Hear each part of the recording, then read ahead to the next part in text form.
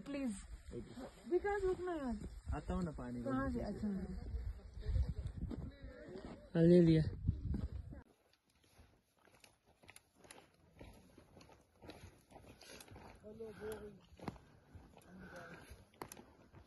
मंगवा दूं उसी वीडियो में हमें भी डाल ले।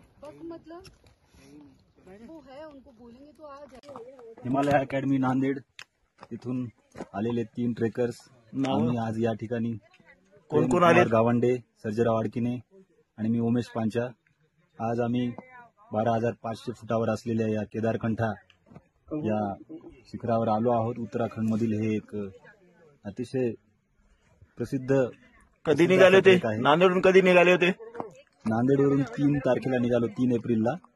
नंतर पुढचा 3 तारखेला नांदेडहून निघाल्यानंतर आम्ही दिल्लीवरून देहरादूनवरून सांक्रीवरून सांक्री बेस कॅम्प होता ना, गाडी तिथपर्यंत आली होती ना, तिथून बेस कॅम्प पर्यंत सांक्रीपर्यंत, तिथून पुढं सांक्रीला पहिला मुक्काम होता आमचा। दुसरा मुक्काम जुडाका तलाब या ठिकाणी होता। त्यानंतर बेस कॅम्पला आलोत आणि सकाळी 2 वाजता आम्ही चढायला सुरुवात केली। सकाळी 6 वाजेपर्यंत आम्ही अंधारात चालत होतो टॉर्चच्या साह्याने आणि सनराईजच्या वेळेला आम्ही इथे वर पोहोचलो आहोत। सुंदर असं आम्हाला दृश्य पाहायला मिळालं आणि या ठिकाणी महादेवाचं मंदिर आहे केदारनाथ। बर्फ किती मिळाला पायाला? बर्फ वरच्या पॅच मध्ये होता, भरपूर बर्फ भेटला, भरपूर बर्फ होता वरच्या पॅच मध्ये। बेस कॅम्पच्या पुढे निघाल्यानंतर बर्फ होता। आजची तारीख काय?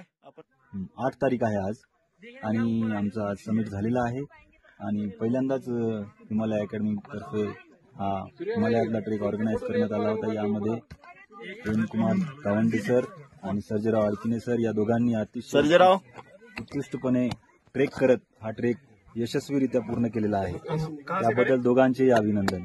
धन्यवाद सर, आपले बी आपण आम्हाला प्रोत्साहित करून इथपर्यंत आणलंय।